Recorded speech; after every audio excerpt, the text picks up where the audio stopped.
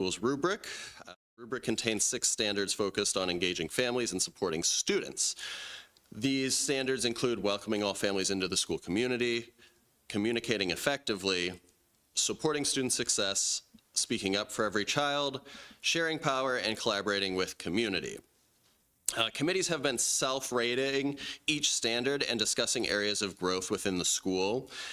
In April, committees will meet to compare their ratings to the surveys that were sent out to staff, students, and parents through the Family Friendly Schools process.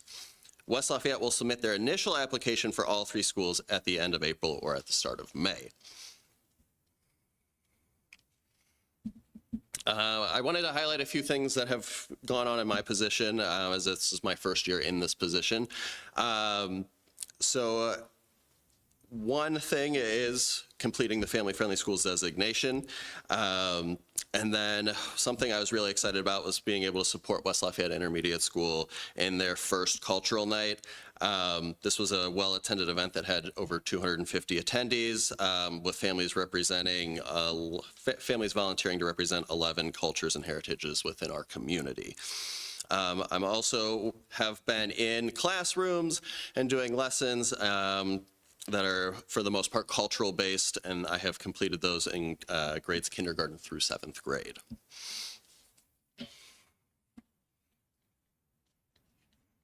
Maybe. There we go. So as we move into the school year of 25-26, there are some goals of my position. One is to continue to improve and renew our Family Friendly Schools designation. Another is to review our district-wide procedures related to McKinney-Vento. And lastly, we're really looking at using the data collected from the Family Friendly Schools designation and from POSSIP to support the district's goal of developing and implementing an effective communication strategy to enhance engagement within the district. So thank you for having me today. That is all I have. My contact information is up there. You are always more than welcome to contact me. Yes, of course. Ask questions. The staff that you have for the building committees, are they pretty representative of all grade levels? Yeah, so the initial kind of call out for staff members was just general, but it has worked out really, really well, there is quite a diverse staff. So I won't say every grade level is represented, but like at the elementary, I think I have kindergarten, first, second, and SPED represented. At the high school, I have English department, SPED, social studies department, math department. So it turned out that way, where we do have a good representative from a lot of different places within the building. Thank you for that. And thank you for being intentional, including SPED teachers in that. Also, are these teachers then, are they working outside of contract hours for this? They are, yes. Okay. And then on McKinney-Vento, I think it's something that our community has not been aware of exactly. And I don't want you to disclose any information that could identify, but could you confirm we do have families who are facing homelessness in West Lafayette, Indiana? So with every school district that I have worked at, there is always situations where students are facing some sort of housing crisis, yes. Thank you.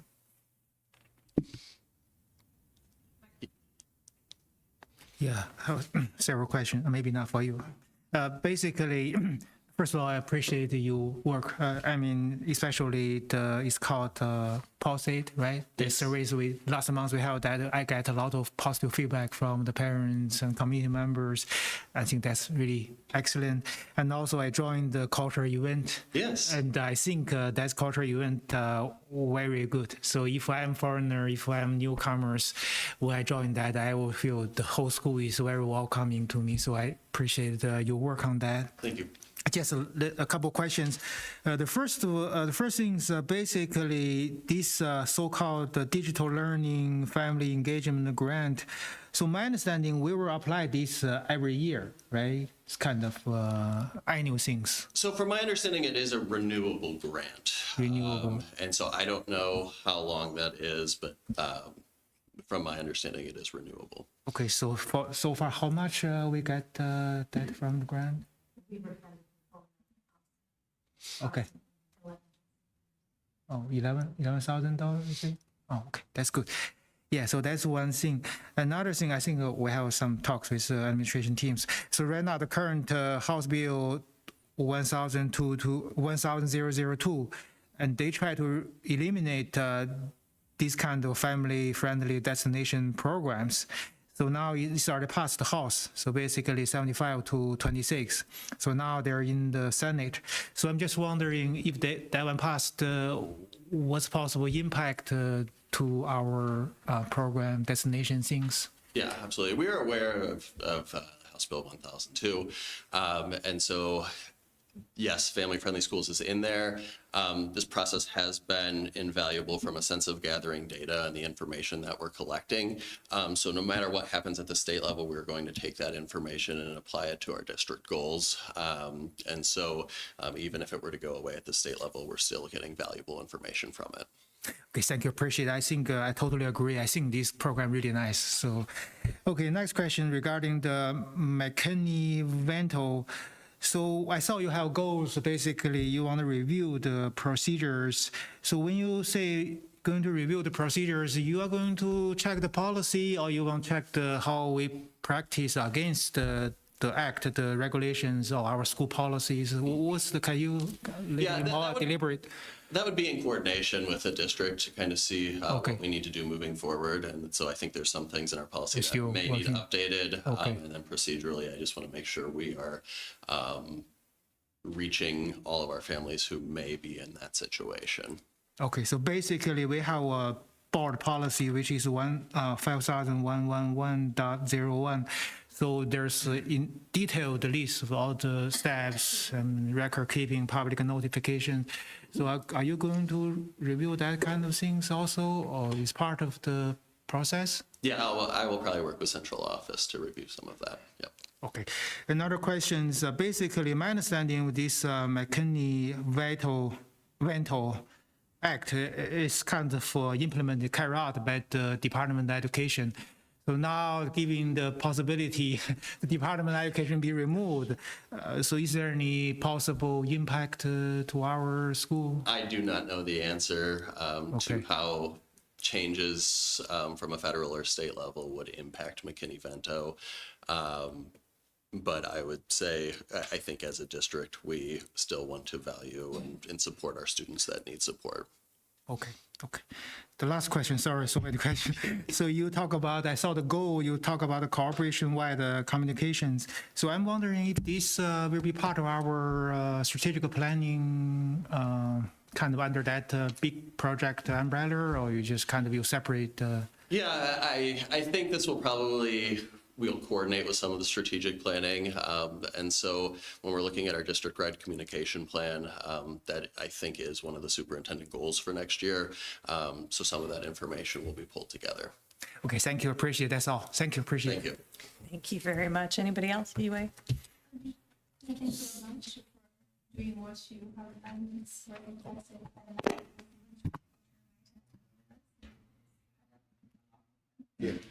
And so I have two questions. One is related to the culture, like actually the high schools have a tradition. Yes. The one community, many culture. Yes. So, yeah, I mentioned that one as well.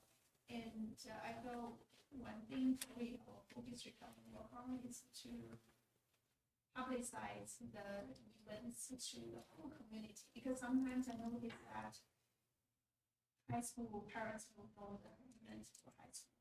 They don't necessarily know the event in the spring, but the parents they have picked there as well. So like for example, the one community, many culture one actually is so fun for villages. And so the parents know part about it.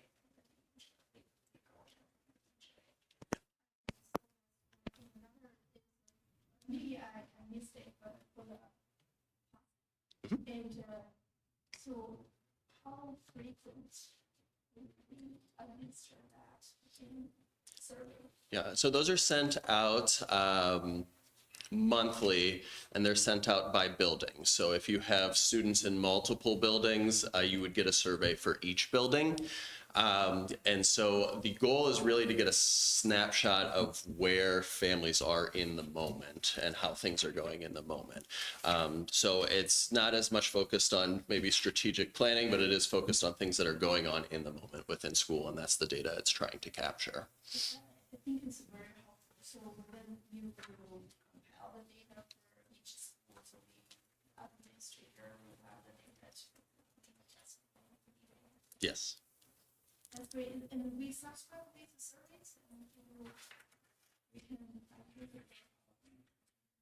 Yeah, I don't know. So, you know, we're still kind of in the beginning phases and in collecting the data. The nice thing is the company POSIP, they do some of the organizing data for us, so it makes it easier to filter through. Yes. Okay, super. Don't forget to turn on your microphones. Yeah, David. Go ahead. Microphones. As one of those parents that has kids at all 3 schools, getting the 3 surveys all at once was a lot. Yes, it was. I didn't finish all 3, I'll be honest. Has any consideration been given to potentially spreading them out over the course of a month? Yes. Okay. So that has been adjusted for March already. And so elementary went out last week, high school will go out this week, and then the intermediate school will go out after spring break. Thank you, that's great. To do it all first, because we didn't want people to think that they had missed something. So we did, well, I didn't get one for junior high, but I did get one for the elementary, so, and then we knew it would be overwhelming for some families, so then we backed it up. I will be doing better in the next month. Don't forget to turn on your microphones, everybody. I got a text, sorry. Okay, well, thank you very much. I appreciate your work and I appreciate you looking out for those kids that are having a housing crisis. That's good work. Thank you. Thank you, guys. Okay, next we have Mrs. Delaney to talk to us about WLS. Hi. Hi, everybody. Thanks for hanging out tonight. Hopefully we'll be able to enjoy some sunshine, thanks to daylight savings. I'm looking forward to walking outside to get back to my car.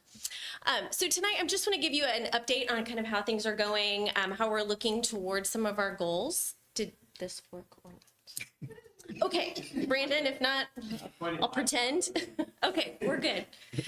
So just an update on our demographics. Really, we haven't changed a whole lot in enrollment. We had the typical people move out at the semester level, but more people moved back in. So we stayed fairly consistent, but we did completely fill our preschool. So that's at 18, which is capacity. They're adorable. Several of them came to our kindergarten roundup, and just the cuteness. Mrs. Delaney, I know her.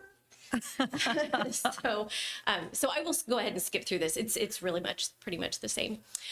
Our family community involvement is strong. We've been enjoying kind of getting to read some of the feedback through the POSIP app. So that's been very helpful. We've had some actionable things that we could work on and then just things to ponder as we're kind of getting ready for the next school year. One thing that we're really excited that Purdue has kind of taken the lead on is they are starting a full year student teaching program. So in the fall, the student teachers came for 2 to 3 days a week, and then now in the spring, they're here full time. That has been amazing for student teachers, for classroom teachers, for the students in the class. So we are loving that. And we've had a lot of really great connections with our Purdue faculty. So we're enjoying this. And again, our early learning program is rocking it. We are full for next year too. So excited. Awesome. And then of course, you know that we solidified our blue ribbon. Just some review of the data. So I read through, we are in the thick of it. So our third graders, we have about 70 third graders who still needed to take the assessment. That means they weren't in Indiana last year or didn't take the test last year or did not pass last year. Last year was a pilot year. So that's why we had so many that needed to take the test. So you can see the review of our iRead3 scores. The goal by the end of next school year will be to be at 95%, and I think we're well on our way there. So we did get our preliminary scores for our second graders, because that was mandatory this year. Second grade took it, so second and third. We just pulled those scores today, and 75% of our second graders have already passed. They're done. They've passed our, third grade reading level already. So that's been pretty exciting. And I think the scores come back fairly quickly. So by the end of spring break, we should kind of know where everybody sits. It seems like weekly there's a change to what we're supposed to do with this information from the IDOE. So we rapidly are keeping track of what's going on. As of right now, we will have our second graders who scored at risk, meaning they were the lowest. They're at risk to not pass as a third grader. They will be invited to join us for the summer school program. That'll be 9 days, just kind of after school gets out. And then we'll see how our third graders fare as well. Those who did not get a good cause exemption, meaning they have an ILP or an IEP, and then students who just had not passed. But now we're hearing that they get multiple opportunities to take it again before we're looking at possible forced retentions of our third graders. So if anybody has an in with anyone that could keep us informed, that'd be great. Sorry. This year, we've also started the I Learn checkpoints, just as Mrs. Psaros has done. So I just wanted to share a little bit of our information here. I'm really glad that we did opt in to do this, as it gave us an opportunity to kind of feel out the test a little bit. It gave our students much more comfort when it came time to start taking the test. As you can see, the checkpoint number 1, that was their first time of seeing what an iLearn test looked like getting onto that platform. And there was definitely a lot of nerves, a lot of kids who were like, I don't know what this is. So our scores weren't really where we thought that they would be. And then we can already see with checkpoint number 2, the scores have improved. The thing is, I do want to make sure, and I think Mrs. Psaros shared this as well, it's not the same content every time, it's different standards that are covered. So it's not really best to compare checkpoint 1 to checkpoint 2 because it's different content being assessed. But we're pretty happy that we've been able to do this. It's helped us with some of our curriculum mapping. So we're anxiously awaiting word from the IDOE if they're going to make any changes for next year, so that way we can solidify our curriculum maps. Okay, go ahead. These are just a review of our goals that we shared with our strategic planning, or actually our school goals. So again, by the end of 25-26, we will have 95% of our third graders passing the iRead 3. By the end of 25-26, 85% of our students will pass the iLearn Math. So I think we're well on our way with that, especially looking at our checkpoints. And then the goal I really want to focus on, because this is where we've been putting a lot of effort, is that to improve our iLearn writing goal or scores. You can see the numbers, they're not great. That's actually, our scores are better compared to the state. But this is telling us that writing is definitely an area we need to focus on. So throughout the year, we had a writing team that got together and they took the third grade iLearn writing rubric, and we kind of backwards mapped that all the way down. So we had an aligned rubric starting from kindergarten all the way up to what they should be doing by the end of third grade. And so that was a really awesome process to help with just curriculum alignment and just getting teachers to really talk about what are we teaching, how are we teaching, and what's the end goal. So we've had lots of really interesting professional conversations, and it's really resulted in some great things.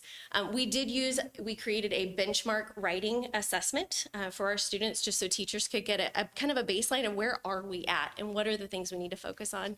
It really told us that we have really creative students.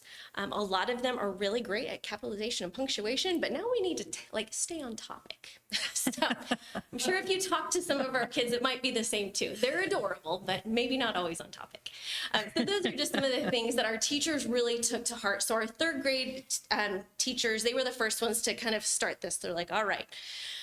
So from their experience in giving their students the benchmark assessment, that really helped the second, first, and kindergarten teams plan ahead. What graphic organizers to give the kids, how to talk as far as how are we presenting this? How are we, administering this assessment? So really, it's been a great experience, just K through 3, and then we've even been able to share some of this with our preschool. So we're looking at a great alignment. We've also had a lot of really awesome professional development opportunities. There were some free ones through WVEC, which was awesome as well. So we're really looking forward to continuing with our writing goal. And then last note here, this is just for enrollment for 25-26. This is what everybody's worried about. So because last year we did see a dip in our kindergarten enrollment, and that's something that I found in every school in the county, and even in surrounding counties that I've talked to, they saw a dip in their kindergarten classes. So hopefully we'll catch these kids back. We did have a kindergarten roundup night on March 4th, which was so exciting and so fun. Lots of smiles and giggles. So we had over 50 parents or families attended. Many brought multi-generations of the family to come see the school. Currently we have 77 incoming kindergartners registered, which is more than we've had at this time last year. Usually we hover between 50 and 55, so I think it's great that we've captured more, and we did this about 3 weeks earlier than normal. We found that some of the preschools and some of the other private area schools, they're asking parents for their plans for next year now. And so we thought, well, let's advertise for ourselves and catch them so that they can come in. And it seemed to work. So I think we'll stick with this earlier time. We're going to continue posting our informational materials. We made this adorable video. I should have put it on here. I'm sorry. But we'll continue just posting that information so families have as much information as possible, especially if they're moving in or if they're looking at what school district they're going to buy a home in. So we want to make sure we advertise well. And if any of you have any other means to share with anyone, please send them our way. And we continue to reach out to our apartment complexes. That seems to be the influx over the summer. So we've got some great connections with our property managers, and they do a great job of just sharing our information. They hand them all flyers, and they do the same for all 3 schools as well. So that's exciting. So again, just thank you all for letting me come in tonight. Yes, questions? You know I've got questions. Good. First of all, I thank you for your positivity and enthusiasm. Your love for your school shows, and it is just a joy to watch. Well, thank you. My question is about standardized testing. I know, and I really see the intent to make that be fruitful quickly so you can incorporate it in your teaching, but are you watching how much time our kiddos are spending with standardized testing, and kind of where are you with that threshold? Where's your gut check on it? My gut check, not my employee of the state check, it's a lot. It's a lot, especially when we're looking at our 3rd graders who are some of them are going to, they just came off WIDA if they were in EL. They now went into iRead. We've been doing the iLearn checkpoints, and then we're going to do the iLearn summative. It's a lot. We're losing a lot of instruction to the standardized testing. And is that something, are the teachers, I mean, is that a point of discussion, I guess, is my question. I don't have an answer, but I just want to make sure it's something It that is. really. I mean, even when we looked at, are we going to opt in for the checkpoints? It was, do we want to do that, and what do we give up? So we switched from using our NWEA benchmark assessment. We got rid of that, which gave us great data because we didn't want the kids to have one more test to add to. We're hopeful that the iLearn checkpoints, with improvements being made, we're hopeful that those will be more actionable. Right now, the data that we're getting back isn't something that a teacher could take the report and run with it and plan instruction. But I think that will be better next year, just as they get more data. So I think that will help. And I know that they're working to decrease the length of the iLearn summative, which will be great. I think our concern is that we've got iLearn, English Language Arts, and we have iRead. Like we're almost double dipping on some of our literacy requirements. So hopefully some things can shake out and streamline. You're welcome. You're welcome. I can't see.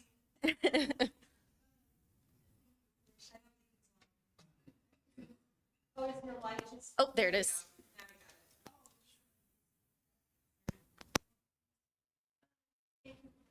Absolutely. Information. It's very impressive, and it's very informative on the case included. And so, I have a question, but I don't have to answer right away. Okay. And so, when my kids are young in elementary school, and I volunteer with the teachers to talk some students for them, I work with them in one-to-one, flashcard for them to read the words and these things, and I personally, I say I can figure myself. I can figure some of the students maybe will take much attention. So I wonder whether also the younger age actually is very critical, because they build their self-esteem. Right. It will run into a very positive circle, right? So I wonder whether your school may need a more kind of community help volunteer to provide some one-to-one help to some kids who need more support. Especially given the schedule-wise, your school actually dismissed quite late. Right. And that means for them, even some older kids, probably can help the younger ones.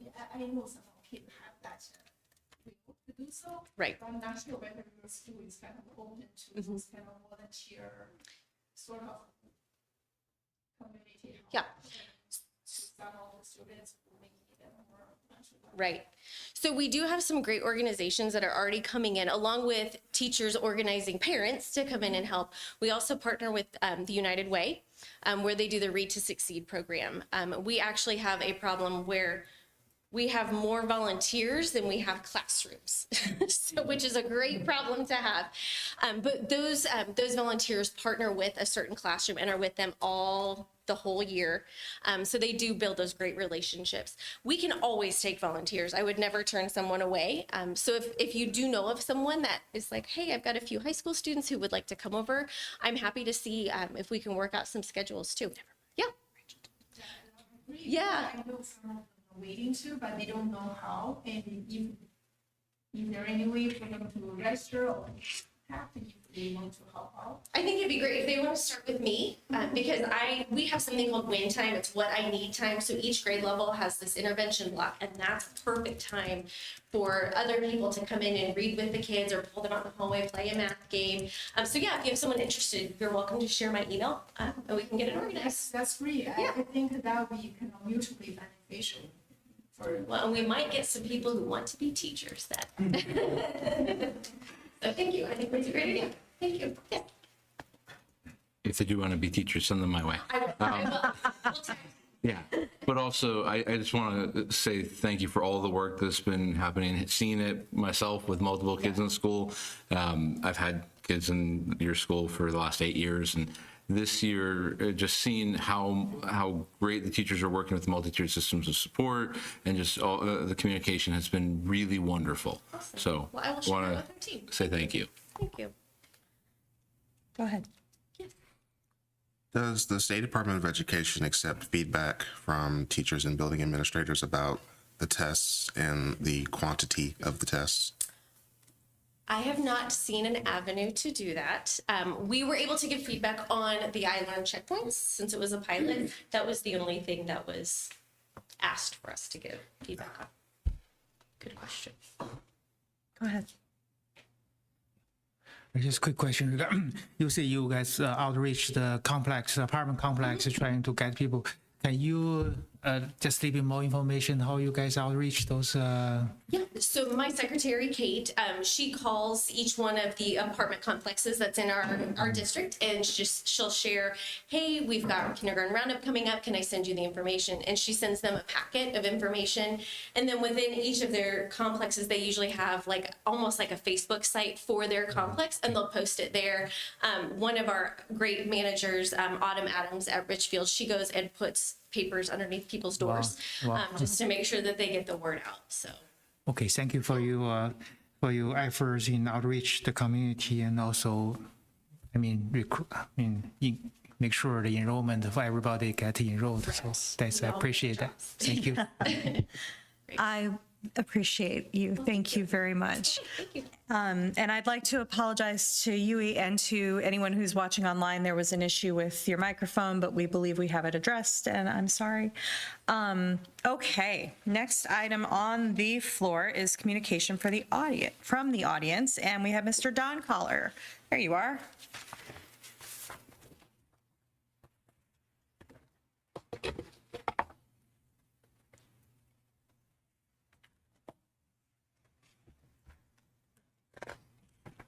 Thank the board for letting me speak tonight. I know you're busy, and I don't want to take a lot of your time. At the end of the last school board meeting last month, there was discussion about having an expert come in and coach everybody on how to use Robert Rules of Order.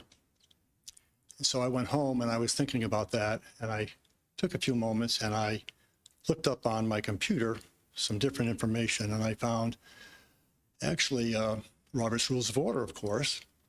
I found school boards for academic excellence, and I also found some information about running school board meetings and participating in school board meetings at Cornell University. So if I might approach Mrs. Austin. I took the liberty to do something, not trying to be a guy or anything like that, Thank you. but We were actually talking about buying one of those. This just a exact minute same ago. Oh, wow. That is incredibly kind of you. Thank you.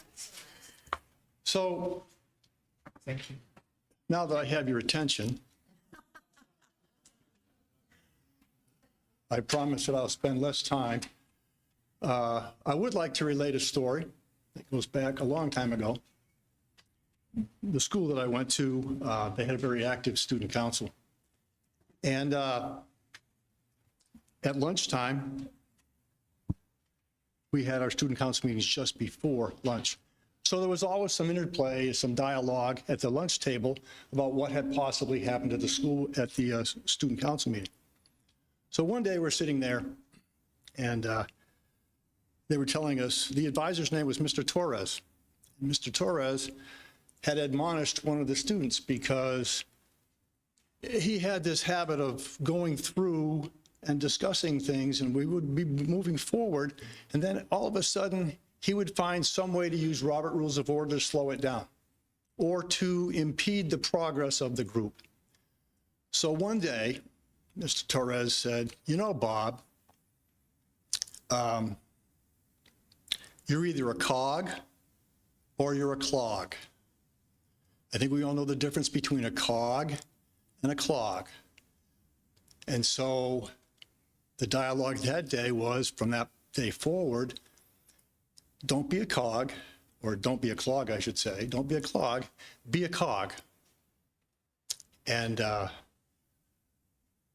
anyway, it was always funny that that was the dialogue that day. So I won't take any more time, but I would say this. My name was not Bob. Thank you for your time. Thank you, Mr. Collar. I appreciate it very much. I think it would be appropriate if the books stayed with the seat and with the position so that our future generations of the school board can also benefit from your generosity. The next item on the floor is the consent agenda. There is no discussion about the consent agenda, so I will hear a motion. Moved, Rachel? Great, thank you. Rachel moves to approve, and David seconds. Thank you. Oh, there's so many buttons. Sorry. There it is. 3 buttons. Start. Okay, there we go. Please go ahead and vote. Oh. Thank you very much. The consent agenda passes.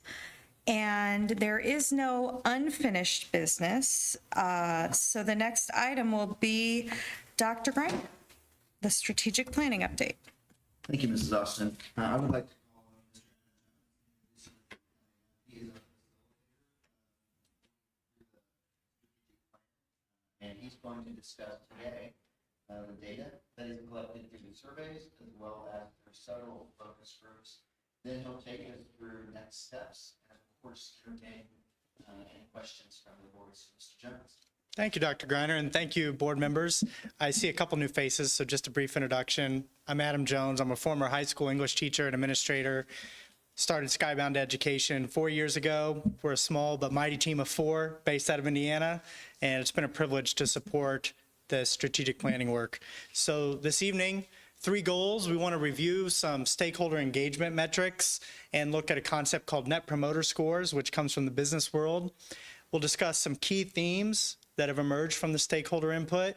And as Dr. Griner mentioned, talk about what are our next steps. When are we going to see this draft strategic plan?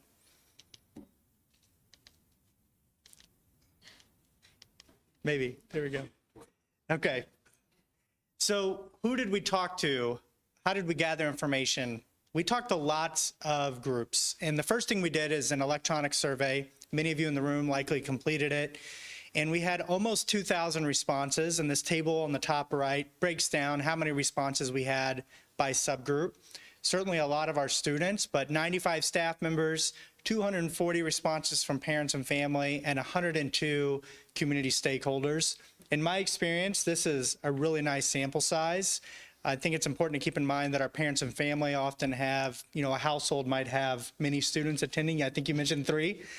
So we can do a bit of a multiple on that 240. Community, we could argue the same. So I think this is a really healthy, robust engagement on our survey. In addition, we did several focus groups. So we had 3 virtual available for the community. Anyone could come that would like to. We did 1 in-person for the community at the Hoppy Hollow site. And I visited all of the buildings to be available for in-person meetings with staff, as well as students who were selected by the school leaders.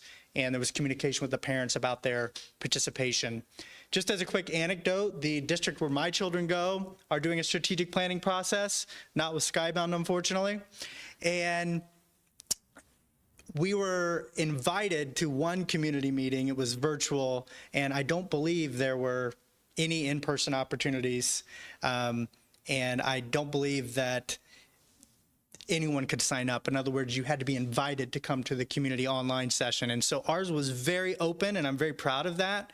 And I think that anyone in the community who wanted to share their thoughts and feelings about the direction of West Lafayette has had the opportunity.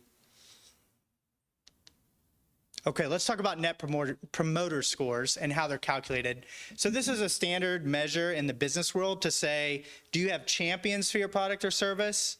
Do you have detractors, or do you have people that are kind of neutral? So as we score these, a 9 to 10 is considered an enthusiastic champion or a promoter.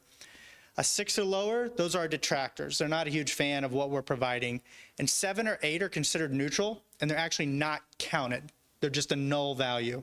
So if we look at West Lafayette's data, there we go.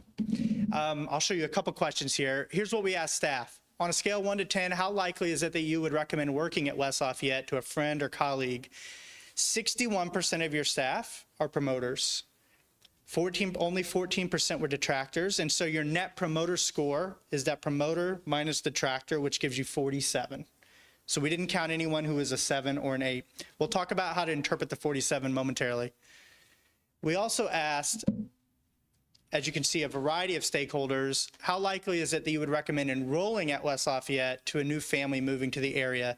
So I'll give you just a moment here to look at this table. You can see we asked staff, families, community, and students. So let's interpret this data.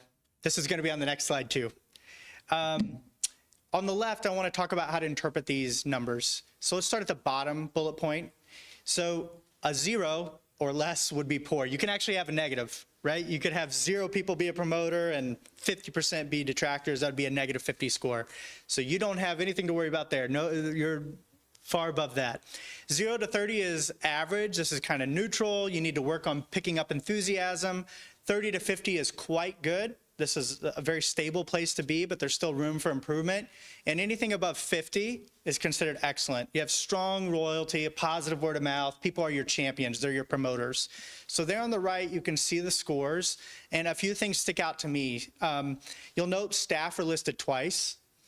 So as an employer, they're right at a 47 of feeling like how they're treated. And to position that for you and how educators are feeling at the moment, I went and looked this up, and there was a survey in 2022 from the National Education Association.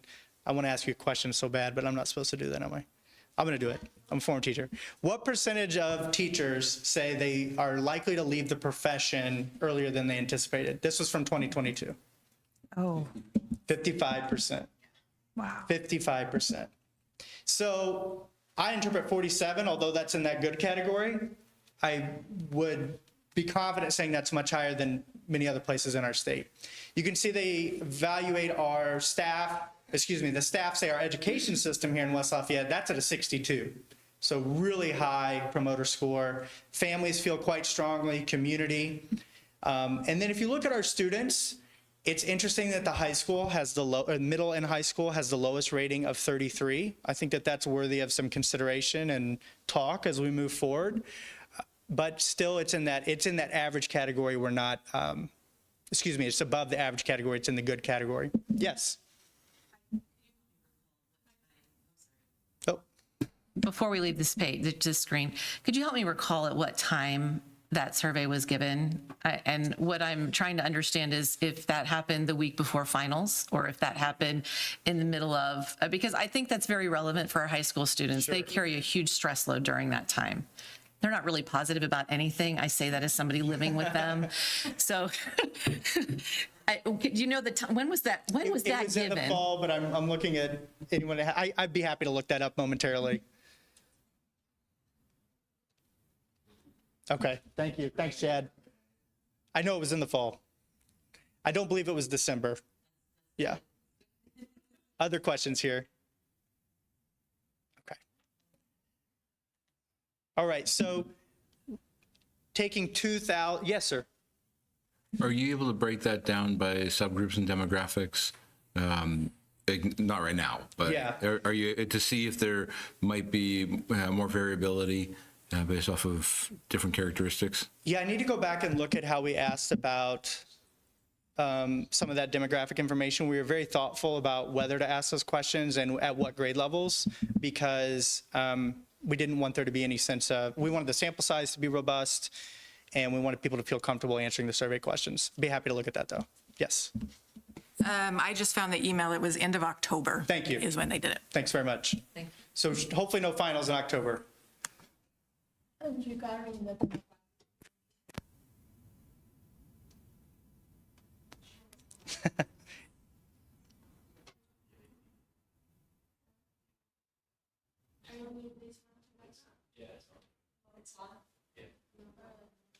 Use mine. Okay, thanks. Regarding that, David, question, I think I proposed to add the demographic information when the survey was being designed, but the answer was no, because the worry was at that time the answer was given is you don't want people to identify or something. But anyway, yeah, no background information. Other thoughts? Okay, very good. So taking all of that information, all that stakeholder input, 5 themes really emerged quite strongly. And let me say this from the top. I continue to be impressed and grateful for the opportunity to support this corporation. You're one of the premier high schools in our state. And I've positioned the next few slides to talk about ways we could get even better, but that's with a clear understanding that you are an incredible asset to our state. So please don't interpret some of the things saying ways we could get better as anything more than warm criticism, productive criticism. Okay. So what were the 5 themes? Academic excellence, but still with some room for growth, especially how we talk about academic excellence. Making sure we're serving everyone in the community. There's wide consensus that the demographics of West Lafayette have changed over the last couple of decades. Significant concerns around student mental health and well-being. Expanding our communication and trust and considering going to one platform for communications. We'll talk about that a little bit more. And making sure that we're supporting our staff and sustaining initiatives and not getting initiative fatigue for things like you just heard with states testing and the potential for burnout that's occurring nationwide and in our state. So let's briefly overview each one of these. Thank you.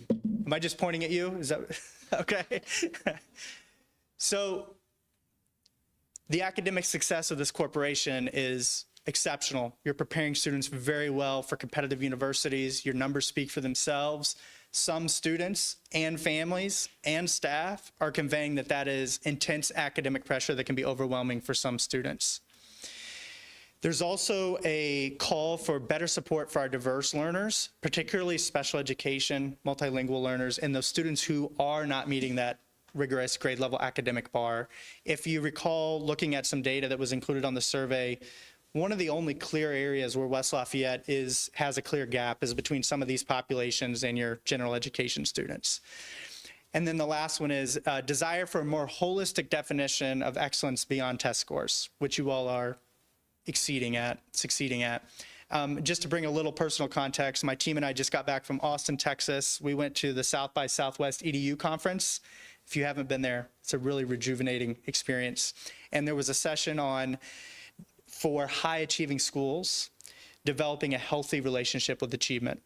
And it was really powerful, and I look forward to reading that and bringing some of those ideas, because a lot of our students nationwide, not necessarily in Lafayette, are viewing that college admissions and that being the finish line, and there's just so much more to come. So as the community has changed, as we know that we have students in our classrooms that have various special needs and various backgrounds, we need to make sure we're enhancing our differentiated academic supports. I heard MTSS mentioned earlier, and as well as our behavioral interventions, which I did not hear as a major concern, but I'm viewing this less a discipline issue and more of a social and emotional health. How are people self-regulating? How are they dealing with anxiety and stress? And then I really appreciated hearing the family engagement presentation earlier, but there is a call for more family engagement across cultural and socioeconomic backgrounds. So the culture night, that's wonderful. I think there's some people in the community, based on the survey results, that maybe are from lower income homes that don't feel like they are getting the same communication and invitation as their more affluent peers. So that's what's indicated by that second bullet.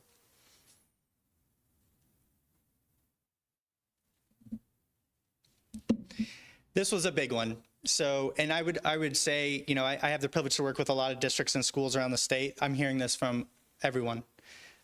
Student mental health and well-being is a huge concern, and we heard this from students, families, and staff, and community members. So we recognize school can't be a hospital or a clinic, but can we connect students and families with those mental health supports?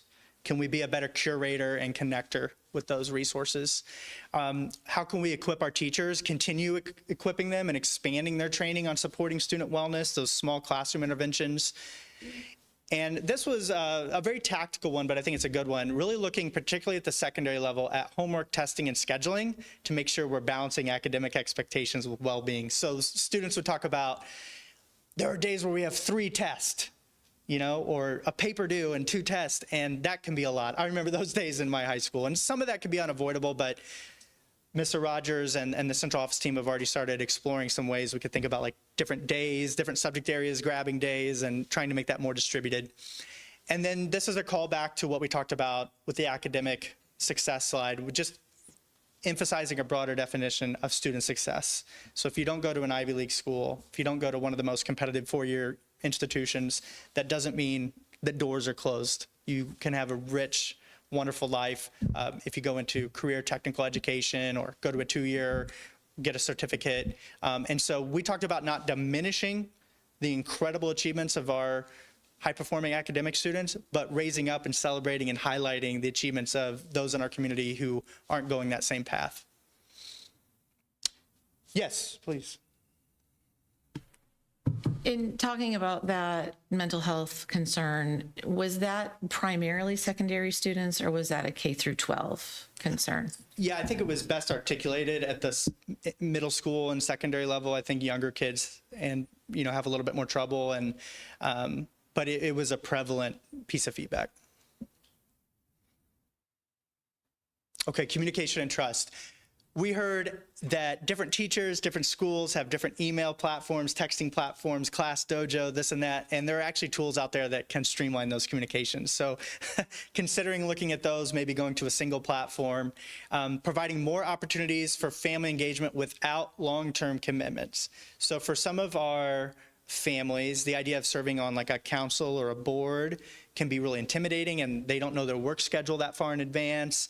So can we do quick volunteer opportunities? Come do the book fair, come to this field trip, come do this one after school thing. Although I heard Ms. Delaney say you have more volunteers than you need. That's a very wonderful problem. But I think, you know, it's really less about getting a number of volunteers and more about reaching out to those families that aren't feeling that connection. We heard a call from staff to do more collaboration between buildings, between the elementary, intermediate, and the high school, expanding on that collaboration. And then again, you're hearing a theme here, focus on that positive communication beyond test scores. So when a student gets admitted to a great certificate program, if they're signing up for the armed services, let's celebrate and communicate positively about that in addition to academic achievement. Last but not least, teachers everywhere I go say I need more planning time. It's true, right? But we also don't want to make the school day 20 hours long. So how do we enhance what we have? I will tell you that, like at the elementary level, I believe they have 55-minute lunches. And I'm not aware of any other building that I work with or in the state that has that lunchtime and planning time. So I think it's about optimizing and communicating and sharing how that time can best be used for personal development, collaborative development, and taking a breath during the day, because being a teacher is a lot. Continue supporting personalized professional development opportunities, so making sure that it's not a one-size-fits-all sit-and-get PD, and people do appreciate when they have the opportunity to ask to go to a conference or pursue something on their own. And then continue inviting teacher input on goals and objectives, similar to what we've done with the strategic planning process, but even in those school goal conversations, making sure teachers are at the table and feel that they're being heard. I think I had one or two more slides. Okay. So this slide is about what just happened, and the next slide is about what's coming up. So in late February, I met in this room with West Lafayette central office leaders and the school leaders to talk about this feedback and these key themes. And then we looked at Indiana's new diploma requirements, as well as Indiana's framework for developing an updated state accountability system. So it's not the new accountability system, it's just what the state said they're going to do to create the new accountability system. And then we took some time to align current and prospective initiatives to the measures on the Graduates Prepared to Succeed dashboard. So just quick summary: surveys, focus groups, analysis of all that data, meeting with central office, working with the school leaders, putting in the context of the diploma requirements, what's likely to come with accountability, and the Graduates Prepared to Succeed dashboard, sharing with all of you during this meeting. And now, here's what's next. On April 10th, I'll be coming all day, or as long as they'll have me or need me, to work with teachers, and community members will be invited to do collaborative drafting sessions. So I'm going to bring a bunch of language and ideas, right? So we're not starting with a blank piece of paper by any means, and then invite people to refine the verbs, refine what we're saying the goals are. Then it comes to our team. We'll put together actual drafts to be reviewed, and there'll be a public feedback period from early to mid-May. We'll incorporate that feedback, do a few rounds of iteration as needed. Our goal is to bring all of you a completed strategic plan by June 9th for your review. And as a reminder, that'll be like a 4 to 6 page detailed version. Here's the objective, the measure, and so on, as well as a 1-page summary that's more of a marketing component that you could have at the front desk of every school. I believe that's my last slide, except for my contact info. So I appreciate everyone's engagement on this. I'm happy to take any questions. Are the 7 of us able to come participate on the 10th? Absolutely. Okay, great. Thank you. I think the community portion is going to be at 4:30. Is that right, Anna? 4:30? Okay, thank you. Anybody else? George?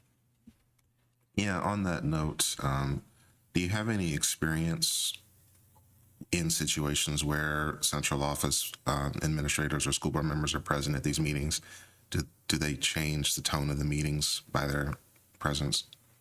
You know, I've done it where I take all the information and draft and then bring something. I've also done it where we're all in the same room. And I think that it's all about the tone that's set. I'm hoping that I can frame things as highly collaborative and there's no wrong answers. And ultimately, it's going to be for the central office leaders to decide.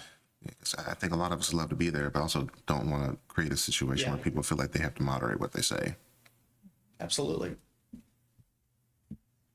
David? I think it would make a lot of sense for us to have a separate one just for, at a working meeting, just for the board.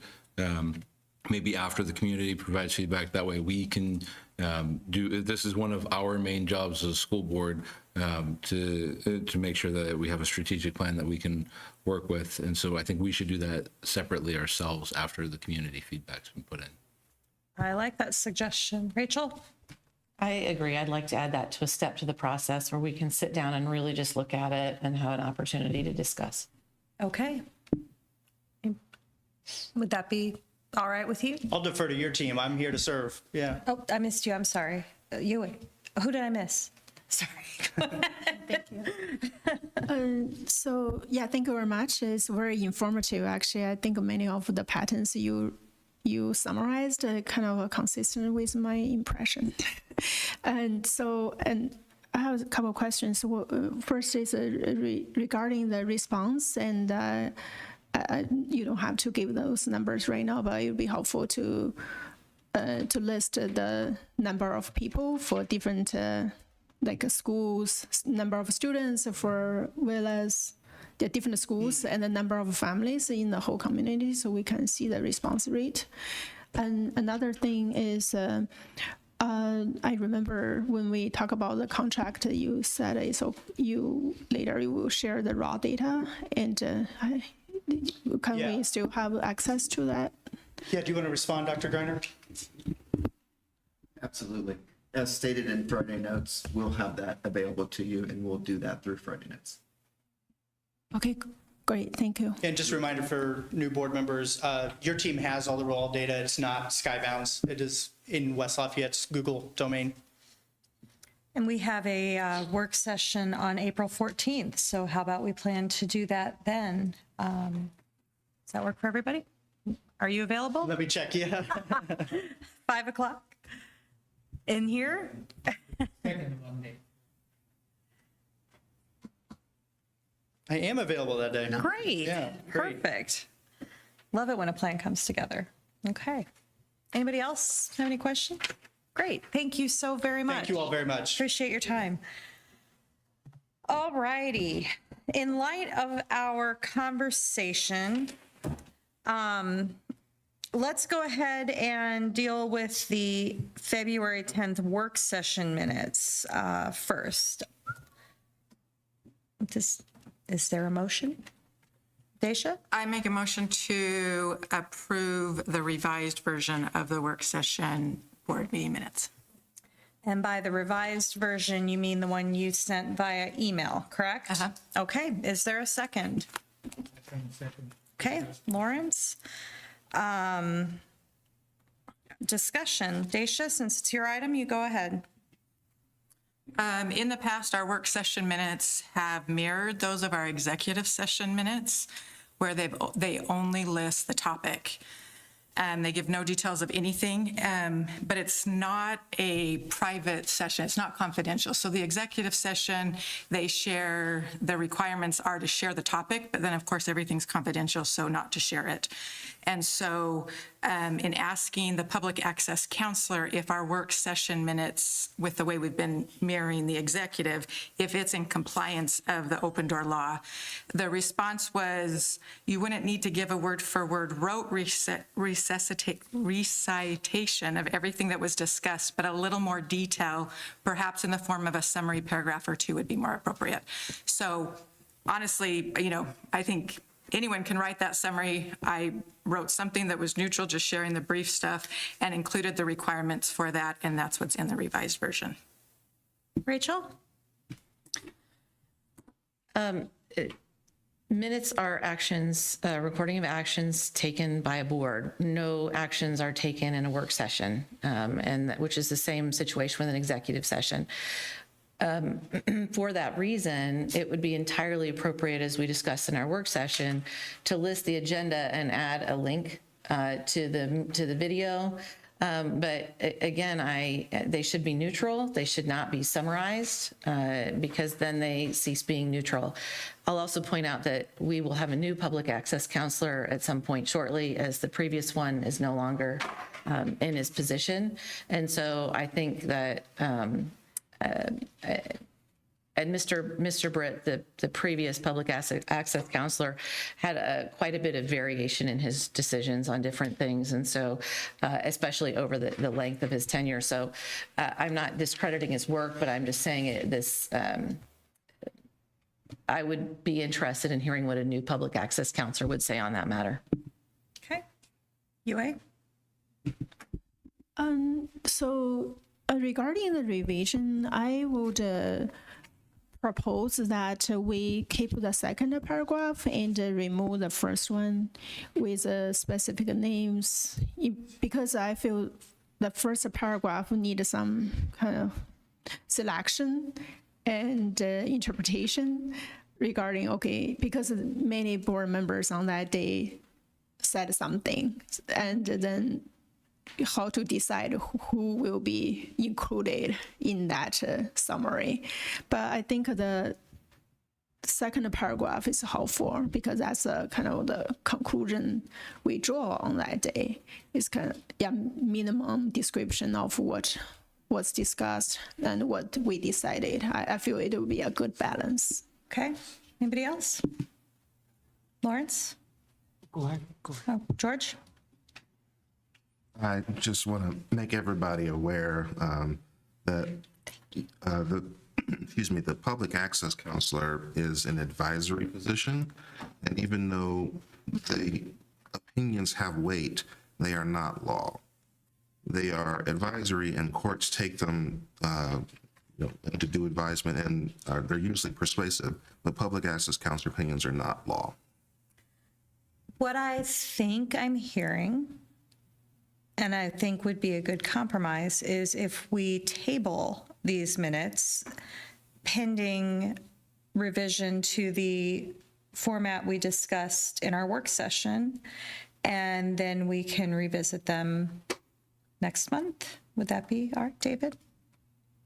I go back and forth on this because in work sessions, there are no formal votes, but we also do make some informal decisions.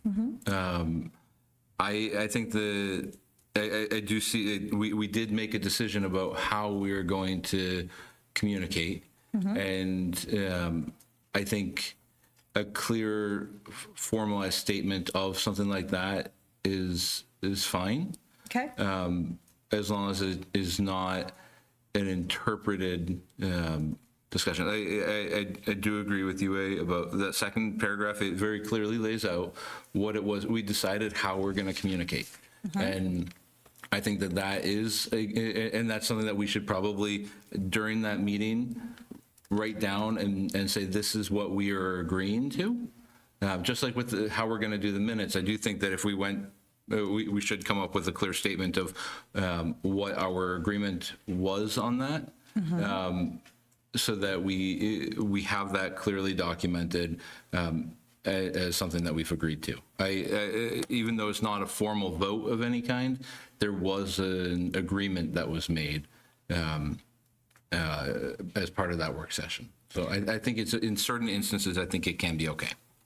So rather than approving or voting on the minutes as they were presented in the email, Daisha, would you be willing to change your motion to table and amend the minutes into the format we discussed earlier, and then we'll vote on them next month? So that's fine. Honestly, anyone in the board can make a motion to actually, I was just learning this. So actually tabling the minutes and all the studying I've been doing is something you do if there's an emergency situation and you just want to make them later.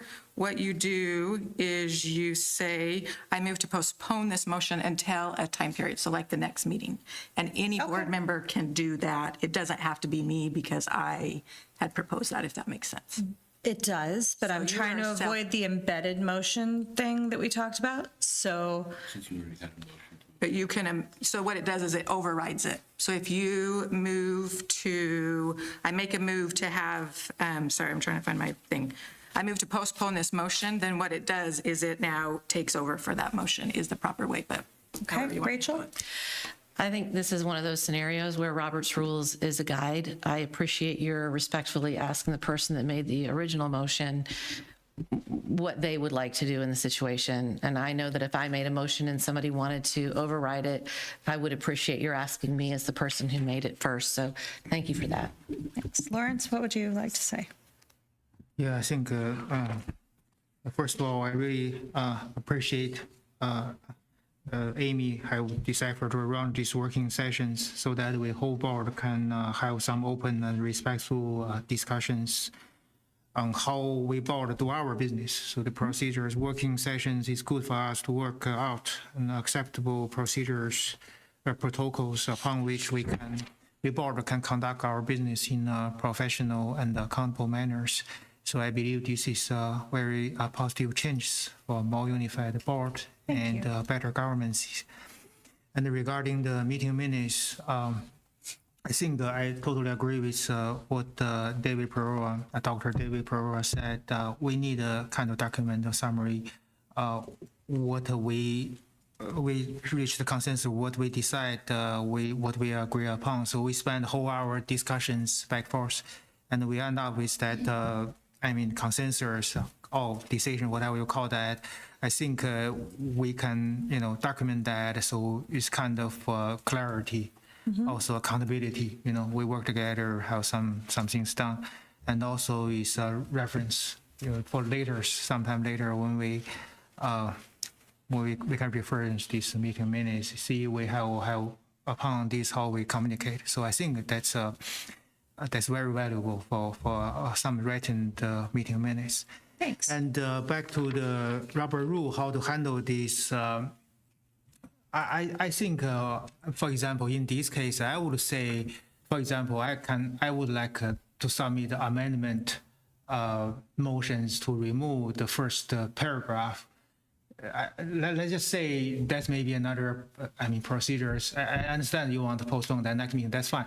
I'm just saying, if we do that, say I have the motions, if somebody have the second, and then we can have discussions, and then we can have vote for that motions. If everyone agree, and then we're back to the main motions, and we're done with these things. You see what I mean? I see what you're saying, but in order to include the links that we talked about to the video and the timestamp and so on, I think it would be better to postpone and rewrite them in the new format and then bring them back, hopefully with no further issues in April. Does that make sense? Yeah, that makes sense, totally makes sense. I see what you're saying though. Yeah, but back to Going forward. No, that's okay. Yeah. Back to your point, say you want to add the links, whatever, that will be another, we can use another amendment. Yeah, but now we're in like a lot of amendments and it makes them really hard to understand and to write. Yeah, but the thing is this, we need some kind of mechanism, the procedure. I agree. We handle our different opinions. We always have different opinions, but you don't want to handle that behind the door. We want to handle that here in the public meeting and professionally and in a graceful ways, so in quickly ways. You see what I mean?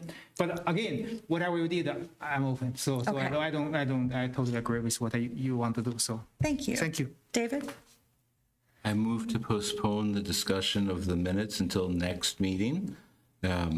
I don't have the specific date off the top of my head of that meeting, but April 14th. April 14th, day before my birthday. Happy birthday, George. Day after mine.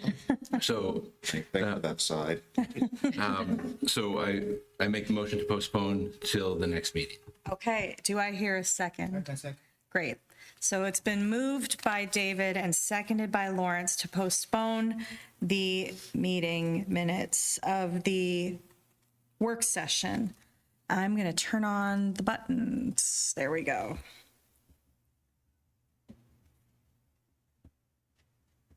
Okay, sorry. There we go. All right, that passes. So we're going to postpone those and look at them again in April. Now we have item number 8, which has a really similar idea. David? I would like to make a motion to postpone this until the next meeting so that we can align it with our newly agreed upon structure. Thank you. Is there a second? Rachel? Okay, I will restart the vote.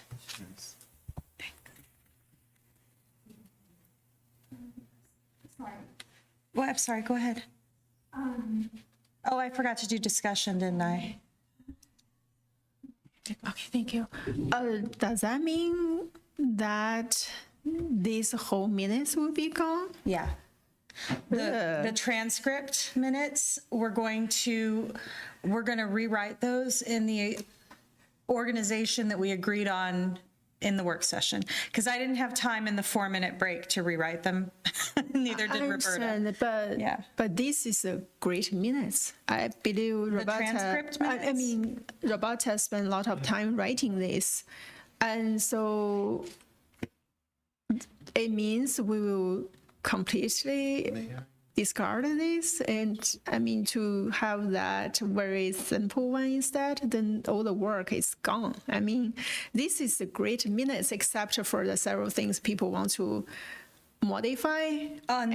Okay, go ahead. Just one I'm a second. little confused here, and I so think for the George has future, I'm fine. I mean, but for the one that is already done, I'd rather have it fixed and release it, because I do like the minutes with more information, but I understand that it can create a lot of trouble, and okay with the new format. But given that this one is This one's already already done, why don't we share it? Okay. And I will feel bad to completely discard it. It's just a lot of work. It was, and I appreciate Roberta all the time. Go ahead, George. Thank you. So, as a recap, what we talked about in the work session earlier is that the minutes will be simply items, motions, and votes. Board documents will be linked alongside each of the items. Timestamps of the discussion will be added to the items, and the AI transcript from the video will be also made available but unedited. Yeah, I understand. I consider that is for the future, but for the past one, we have such a nice minutes, and why do we I get rid of it appreciate that you. completely? I mean, just for several things that people want to fix, right? Well, I appreciate that you don't want Roberta to have gone to all this effort in vain. And I do honestly appreciate that. And I promise I will help her get the 2 months worth of minutes. And George and I will both support her to get this accomplished, because it is a lot to go back and change. But I'm hopeful that once we do it, we'll be done. And this will be the last time we have to talk about them, because we'll have a new process. I mean, if you'd like to move, I guess that we approve the minutes as written, we could do that, I suppose. No? We already have a motion on the We have a floor. motion that's been seconded. Okay, so we need to finish the vote like that. Okay, so And now we postpone the motion. Yeah, the current. this is the motion to postpone. Okay, so I guess it's going to pass. So it'll be okay. We'll take care of it. We'll amend them with the transcript, and we'll make sure that the information is available. Are we discarding this one completely? That's what this vote is, yes. Yeah. Then I say no. Okay, that's fine. Thank you. Okay, that passes. Then, all righty. The next item is the football field replacement lighting, and Mrs. Kronk. I feel like we've talked about this a lot already. Just little seems like earlier. Oh, yeah, that was our example. The lights at the football field have been identified as needing replacement and were included on the 2024 GEO bond project list. This is the replacement of the lights themselves on the existing steel poles. Mr. Daly secured 3 quotes for the lighting replacement, with Houston Electric providing the lowest quote at $149,700, which is just slightly higher than the projected amount. We also estimate receiving a rebate from Duke Energy, which will lower the total cost of the purchase of the lights.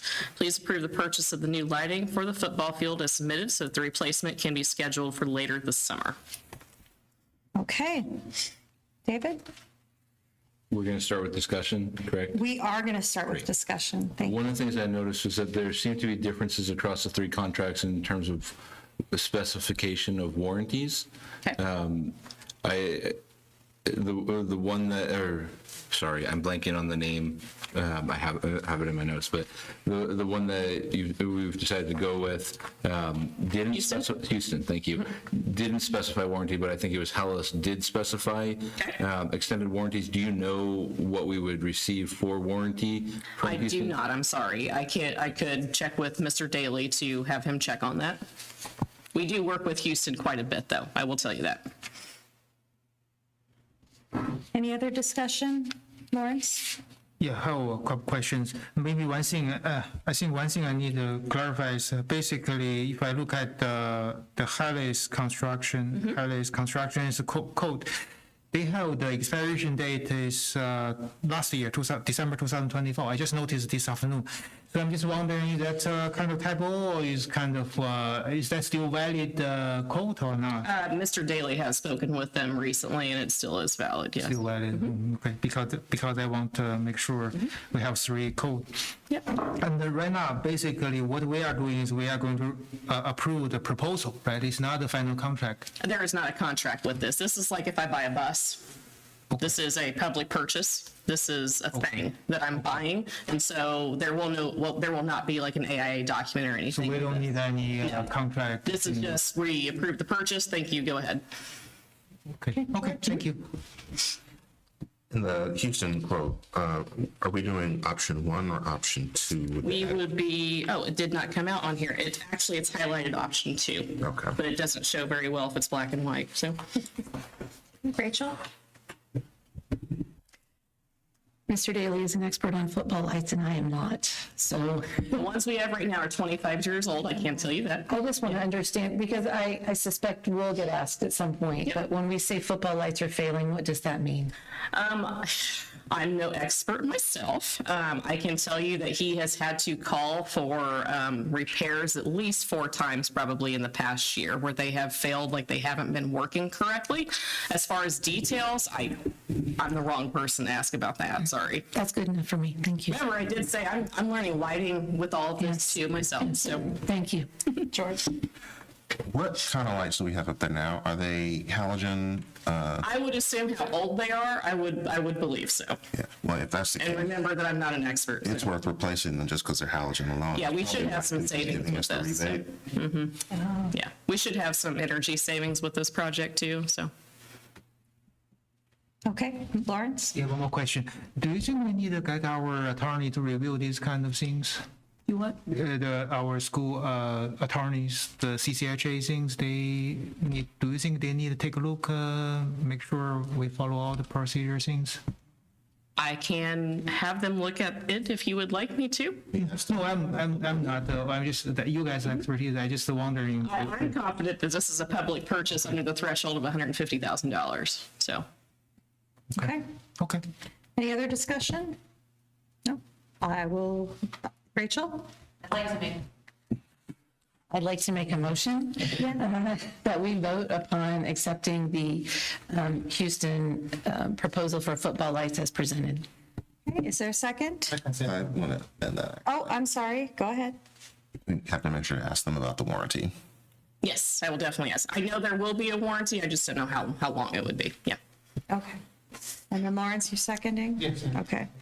So we have to amend the motion correct. to include review. So Lawrence, please second me then. I just, yeah, I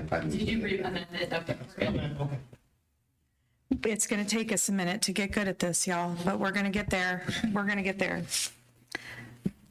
Can we We are just be very clear on what the review of that the is? review of the warranty. Right, what are we reviewing, that there is a warranty or the warranty is comparable?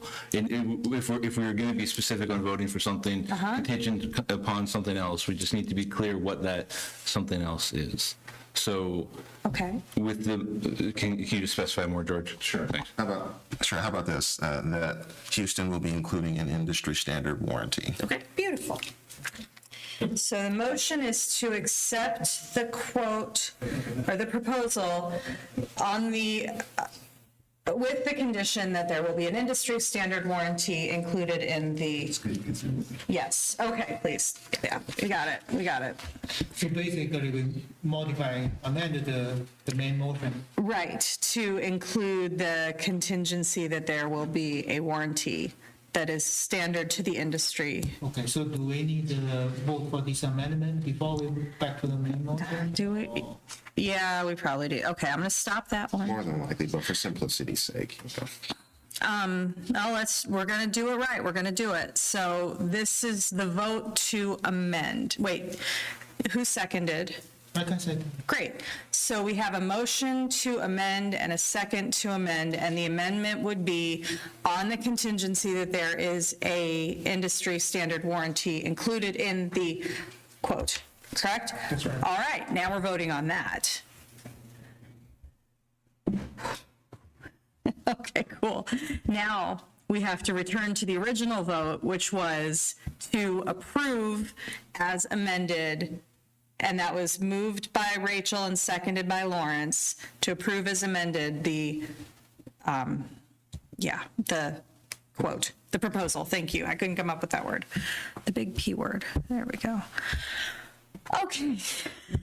Look at all that. Okay. I will find that out and we'll include it in Friday notes. Great. Thank Yeah, you. and I'm sure they do have an industry standard warranty. It's just though two of them actually didn't put anything in there, so that is interesting.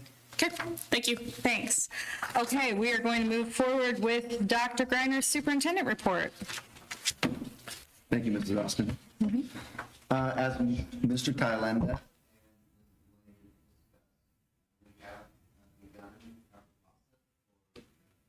Pulse checks, a short survey, and those will continue each month. We started our first one in February, as we learned, we'll do a little bit more, but purposely done all at once. This system allows for quick emailing of what I call wow phrases for specific individuals. So our administrative team is going to use this wow phrase function to share recognition with staff. The system also highlights possible follow-up topics with individual students and or families. And our administrators did find situations where they wanted to follow up with individuals. It's important because that gets that voice and boosting feedback. We're hearing you and you understand to follow up with you. Principals are able to act on the information, connect with and support students and families. The system will provide information in cumulative format, as Mr. Thailander spoke about. And what we found out in February is that 96% of 558 participants were happy, or mostly happy with our school as a whole. And we fare slightly higher in the area than other schools using pulse checks. We asked a question about family satisfaction with the level of communication from our school. We found that 80% of our respondents feel that communication among our schools is just right. We found that 14% feel that communication maybe too little. But we also found that 6% think that our communication is excessive. We heard praise for outstanding staff, along with praise for safe and supportive atmospheres in our schools. That was good to read based on some of the things that we faced last year. And we heard ideas about how to better engage families. Our team was forward to future pulse checks, better understand our families and their needs, and to learn where we are strong, but also to learn where we can grow. But this solution agreement, we have a draft version of that, thanks to our CFOs. All three district CFOs came together. So I'd like to personally thank Mrs. Sprong for her work on this with her fellow CFOs in Timothy County. And we are much appreciated. This draft is now in the hands of our attorneys and the consultant that Mr. Tom Bell, who is guiding our district for our cooperative through the process of splitting apart. The agreement will spell out when the contract ends for life, employees, for the employees, as well as transition them to individual corporations. We will include a method of dividing up our assets, including cash balances and equipment. The black governing board will approve the agreement in April, at the April last board meeting. We would encourage you, do not hesitate to reach out to our team if you have questions. So we posted that well. As you document again, part of that board to should we report out as we process through this, as we move through this process. We did have some teachers reach out. I shared some of that by forwarding the information to the board with regard to tennis and pickleball courts.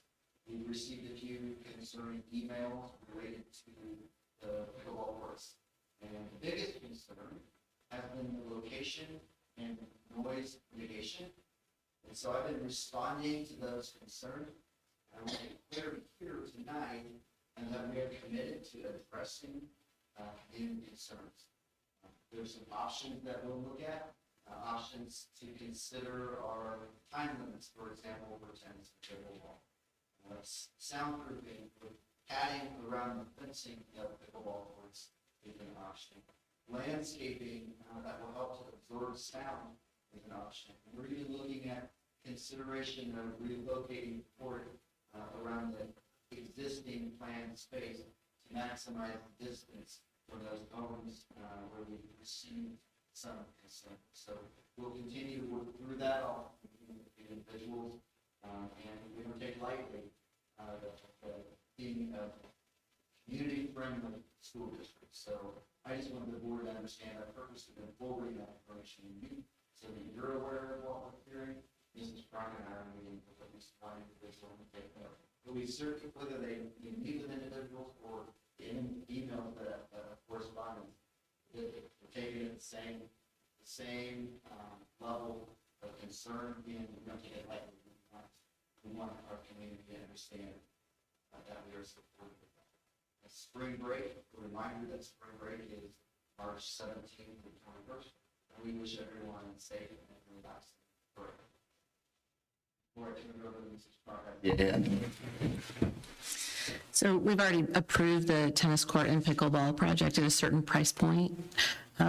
These suggestions of moving them or different interventions will be an additional cost. At what threshold would you bring that additional cost to us? We don't understand it that there would necessarily be an additional cost because, and we haven't even started having that conversation yet with the contractors. Remember that we're working through now a situation to make sure we understand the contractor. And so what we're looking at, as we've talked with a couple of patrons, is we didn't get this from the patrons, we got the concern. And so then our team and other administrative members are looking at, and we're realizing, okay, wait a minute, the added court for pickleball is very much the same size as one of the other courts. And so could movement be a possibility? And so I'm not saying we're moving it. I'm saying that we're listening to our patrons and we're going to explore that. And whether we move it or not, we're going to be committed to finding ways to ensure that sound mitigation it is a part of this plan so that we can be community friendly. My pleasure. All right. Mr. Wong. Just quick share some appreciations for the quick pause. Yeah, I got a lot of positive feedbacks from community members and also parents. And I'm happy with we have 500 something, and then the score is better than what I expected. So really appreciate that. And also parents, they appreciate that because they feel they heard and they can reply. So I just pass their appreciation to you guys. And also there's a monthly communication from superintendent desk. That's really nice one. I also get a lot of positive feedback because that one is not that long, and then you have highlight things, the point, and also 1 sentence, 2 sentences, the high-level summary of the issues. So everybody, when they read that, maybe 1 minute, 30 seconds, and they can get updated what's going on. So I just heard a lot of positive comments, and I asked them, don't say that to me, just send email to our administration teams because they make that happen. And regarding the tennis court, I think I really appreciate you guys work diligently with all the stakeholders. You want to make sure everybody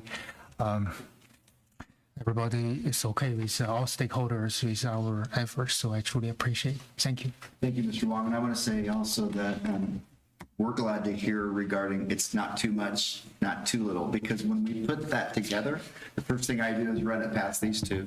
And I say, read this. Is this too much? Is it too little? Is it just right? Because you can over communicate to the point where they put it down and don't read it. But if you under communicate it and it doesn't have meaning. So that feedback's, I'm really glad that, and I got some feedback, just so you know, some people I'm getting some responses of thank you for that. And it's good to know that we might be in that sweet spot where we should be with regard to not over communicating in those topics, but maybe just right communication. So thank you. Yeah, no problem. I timed the time I read that email, something like around 90 seconds. So 1 minute half. So I think, English is not my mother language. Maybe English speaker, maybe they can faster than me, and somebody maybe slower than me. They take a pause, think about something. But I think that's pretty good. In terms of communication lens, it should be really nice. Thank you. Appreciate it. At this time, Mrs. Cronk, if you would please report out on the accounts payable and fund reports. Yeah. Thank you. Claims for the period of February 5th to March 5th total $4,057,991, including regular corporation expenses and the Wabash Valley Education Center expenses. Of this amount, $2,637,143 were paid towards wages, salaries, and benefits.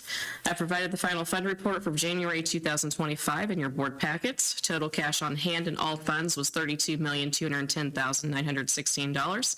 The education fund had a cash balance of $7,704,003. A preliminary fund report for February has also been included in your board packets, but we've not yet finished reconciling the month. Cash flow for the month of January showing the flow of revenue and expenses during that month for the education referendum and operations funds is also included. Sorry, I have buttons. Thank you very much, both of you.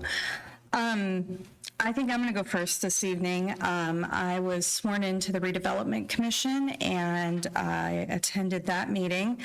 Cason Park is progressing on time. They're getting ready to fill the pond and fill it with fish, which is exciting. And if the weather holds in March, which we're in now, they will be paving the paths. And their strategic plan is available online.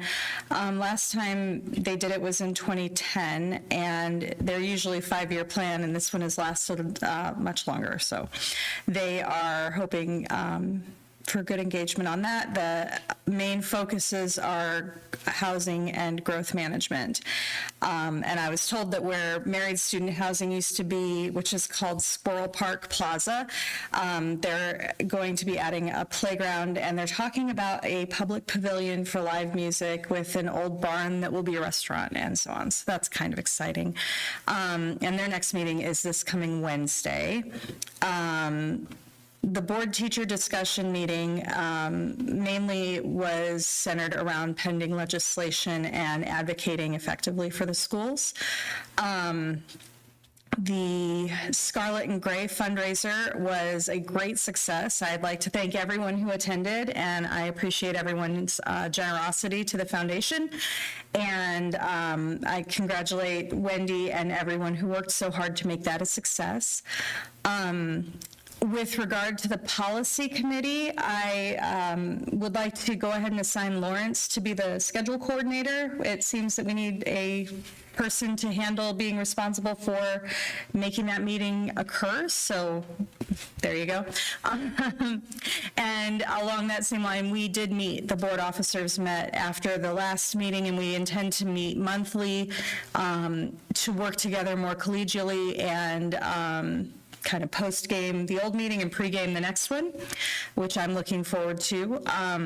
In fact, while I'm on that topic, I'd like to go ahead and sincerely give a heartfelt thank you to the rest of the board for your willingness to work with me on the topics we've discussed in the work sessions and the things we've discussed between meetings. I really appreciate the collaboration and support, so thank you. And there are a ton of things to celebrate as the winter sports seasons end, and ISMA had their solo and ensemble contest. Seniors are starting to commit to colleges and win scholarships and make decisions about their future. There are a variety of clubs and activities that have had productions and competitions and so on, and I have just a few highlights, but I want to make sure everyone knows that we celebrate all of our students as they achieve their unique goals and individual successes. So the musical Newsies was absolutely wonderful. Congratulations to Mrs. Letcher and Mr. Bennett and everyone who worked hard to make that play a success. Willis was well represented in the spelling bee, so great job. And we look forward to hearing the outcome of all of the progression. And speaking of Willis, congratulations to your science fair participants and for receiving the 2025 Lafayette Science and Engineering Fair Outstanding Elementary School, which will not fit on your business card, but it's really cool. So congratulations. And finally, Mrs. Kronk was selected by IASBO as the Region 4 School Business Official of the Year. So we appreciate you and everything you do and your expertise. And I will let you talk about State House Day. Thank you. I hate to be the bearer of bad news, but unfortunately, on the legislative committee, I kind of have to be. But there are some concerning things that we all should be looking at and contacting our legislators to deal with. The governor, his absolute priority is property tax relief. And it seems like he wants to push that through no matter what the cost is. And there are some estimates, and one estimate is that school districts around the state would lose $371 million in funding. Now, the numbers specific for this district escalate over a 5-year period, going from several $1,000s in losses to nearly $2 million in losses. And that would be a hard number to try and replace. At the State House Day, some of the members, are trying to work with their colleagues across the aisle and make things a little less damaging. But like I said, the property tax relief is the governor's priority, and there was even a threat of a veto of a less damaging property tax bill. So we will have to wait and see where that goes. But please make your voices heard about that. The move to make school board elections partisan unfortunately passed Senate committee, and it's going into consideration in the House. Can I give you an update on that? So the ISBA has been tracking that one, as you know, very closely. It did clear, but they're currently considering kind of a watered down version that would turn it into a May provision and drop the primary requirement. If that passes, the ISBA is going to recommend that we go with that lesser version rather than continue to contest it. So that's where they are. They don't have the votes to do otherwise. Yeah, to be fair, when it passed committee, it was a very close vote. And hopefully, what it sounds like is that the arguments got through that having a primary for something like a school board would be really, really expensive. And one thing that doesn't necessarily relate to schools directly, but will have an impact on us potentially in the future, is a plan to limit access to the Healthy Indiana Plan. There's a proposal to limit coverage on the Healthy Indiana Plan to 500,000 people, which under current estimates might leave 200,000 people out of that program, which means that they will incur increased healthcare costs and will be relying on local charities, local governments to try and make up that cost, or some people may be going without health care, which definitely has an effect on educational achievement. So it's something that we'll need to watch out for. I will cut it off there because everything else that I would bring up is equally bad. So if there are any other questions, you can come to me, but it's not looking good. Okay, well, I'm glad we didn't end on that note. Lawrence, go ahead, please. Just a question regarding the partisan things. Rachel, you say the water down, what that means? So it came out, but now it's moved to, I'm going to get it wrong, House, moved to the Senate. Came out of the House, moved to the Senate. So it is, basically there's just been negotiation behind the scenes. The legislators don't have enough votes to take it at its full strength, and so there's been negotiation to kind of reduce it so that they have adequate votes. So there's a lot of conversation about that particular one. I'll also add that one we need to watch because the other piece in there that's been kind of neglected is that also changes school board member pay from the annual $2,000 up to 10% of a starting teacher's wage. So it's just something to watch. I see that as being a May, though, and so we wouldn't have to take that, but it's a conversation we would have to have when we renew at our organizational meeting. Okay, thank you. Go ahead. Rachel, there was one specific thing that you asked about in the last meeting. I didn't hear anything either way about reductions in ABA funding. I don't know that it's on anybody's specific radar at this point, but with the dip in general funding, you can safely assume that everything's going to take a cut. So.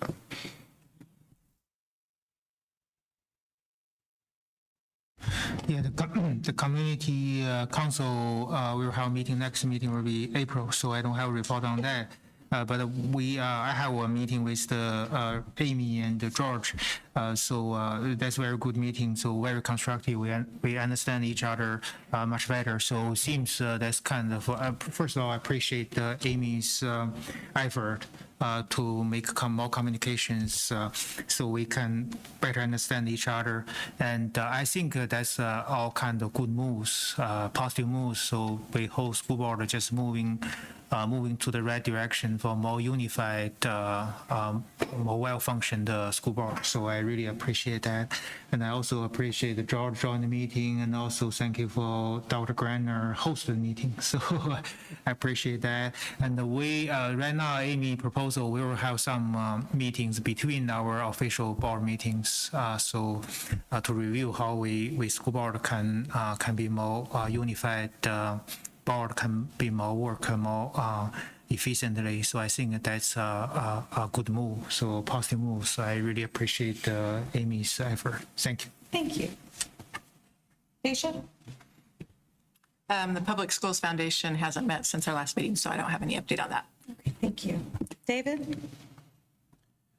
So Parks and Rec, you already shared about Cason's Family Park. Oh, sorry. It's okay. That's one of the nice things about, this is really a community effort on that park, and May 22nd is going to be the grand opening.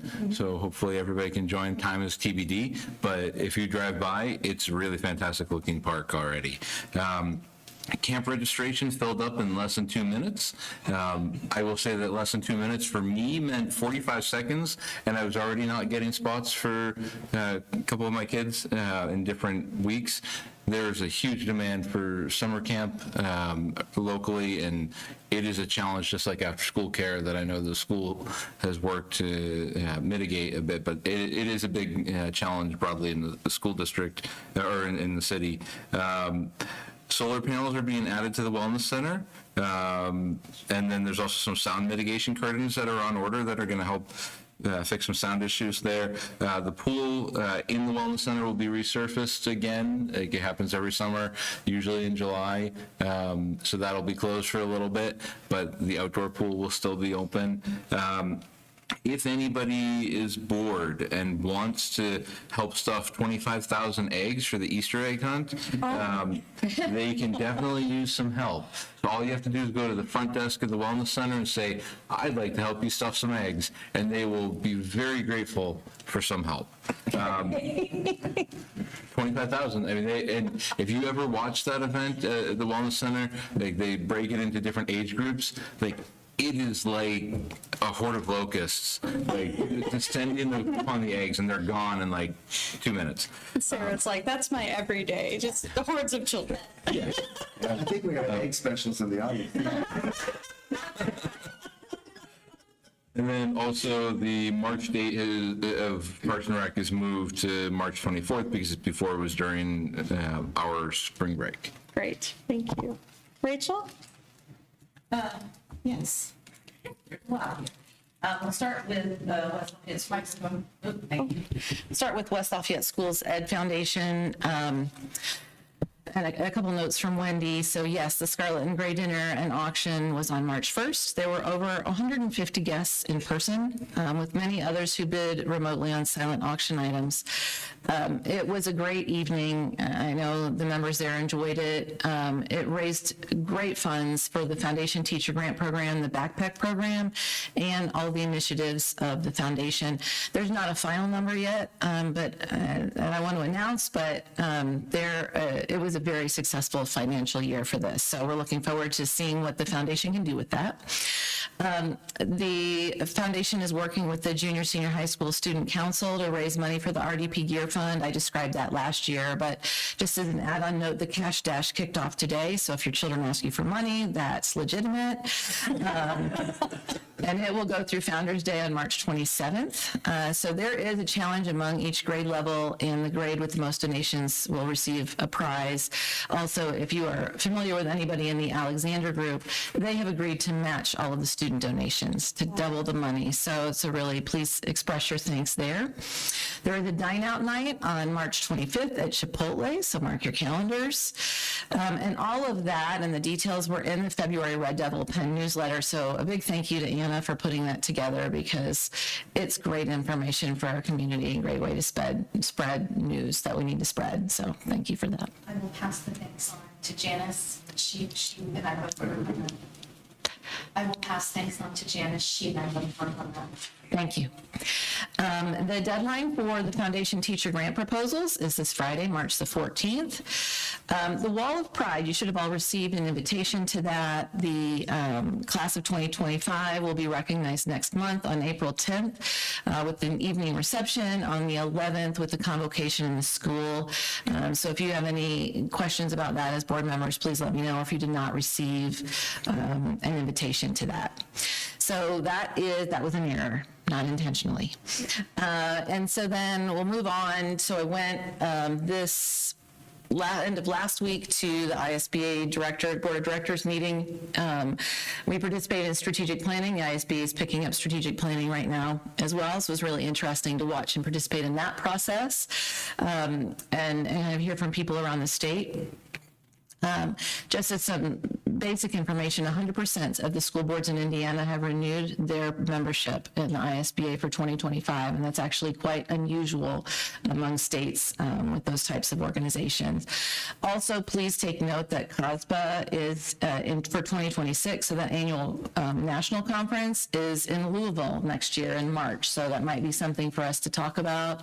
Might be a good lower cost opportunity to participate in some uplifted training. I want to congratulate Amy. She's participating in the Gold Seal Leader Program for board presidents. It's a really kind of aggressive task for board presidents throughout the state, and so Amy got in on the beginning of that, and there's a really nice slate of training and information available through that program. The Region 4 spring meeting, you should have all received an invitation to that as well. I think everybody's going, maybe, if I read it right. But that is to change location, the Beck Agricultural Center on May the 5th. That will be my first time presiding at that meeting, so please smile at me when I'm up there, because it will help me. The ISBA Fall Conference is September 15th and 16th, and that one's a great one in Indianapolis for us to participate in as we're available. I also just wanted to give you some kind of community updates from the ISBA. The news from all corners of Indiana is that open superintendent searches are having an extremely low candidate response. The searches are very difficult in the current climate, and in some cases, they are in low single digits on responses. So just so we kind of understand and are very happy to have our superintendent here and not be conducting a search right now. So thank you, Dr. Reiner. And I'm luckily honored to be here, so thank you. And then finally, just so you know, one of the things that the ISB is really working through right now is a lot of increase in inquiries related to the executive order on immigration. So the state attorney general has issued some letters, and there's a lot of guidance out there trying to make sure that schools are informed and understand what to do in those situations. And so if you're interested in more information about that, it is available on the ISBA website. And finally, this is a little bit off topic, but I want to let everyone know that the Caretaker Cottage is set to open for the season on March 21st at 1 p.m. It's a great local history site in our community. It will be open on Fridays, Saturdays, and Sundays from 1 p.m. to 5 p.m. So I'll say that on behalf of the libraries. That's all I have. That's all? That's it. You've been a busy girl. All right, thank you. How about you, Yue? First of all, I would like to thank Dr. Greiner and your team for work very hard for the district and also share the information and diligently communicate with the community at the same time and diligently solicit feedback from the community. I really appreciate that. Second, I would also like to thank Amy for your leadership and especially organize the work meetings to clear up the communication, all kinds of norms, and also for the team for collaborating on those and the issues and the brainstorming so we can have the norm that we all agree on. Looks like the meeting is more smoothly than before, so I really appreciate that. As for the glass meeting, and Dr. Greiner and I went to the meeting on February the 19th, and there are major 3 updates. First, the glass is still recruiting people, and they need people to work on things. So, but basically, their job post on LSC website. So if anyone is interested in working for glass, and go to their website, LSC. And second, based on the head count on December the 1st last year, and students who receive the glass service increased by 211 and across all the 3 districts. And in our district, we have 4 more students than last year. And the third one is basically we have 18 months between the announcement of TSC's withdrawal and the official disband of the glass. So basically, the glass will end June next year, and so between now and then, the 3 districts will work together, talk about the financial, personnel, and the equipment arrangement. And I think Dr. Greiner and our special education director has a plan already. That sounds great. We talk about that, but later I believe we'll have more details. Thanks. Terrific. Thank you, everybody. We will be having a work session on April 14th, and it sounds like we'll be talking about strategic planning. The regular board meeting will then be at 6 o'clock, directly following. Everyone have a safe and wonderful spring break, starting on the 14th of March and concluding on the 24th when we come back. Is that right? The 21st is when it ends, but then we come back to school on March 24th. So you get the weekends too. The last thing is, David, go ahead. I would like to make a motion to adjourn the meeting. Okay. Second the motion. Okay, moved by David, seconded by Lawrence. Let me do the buttons there. Great. Thank you very much, everyone. Great meeting. See you in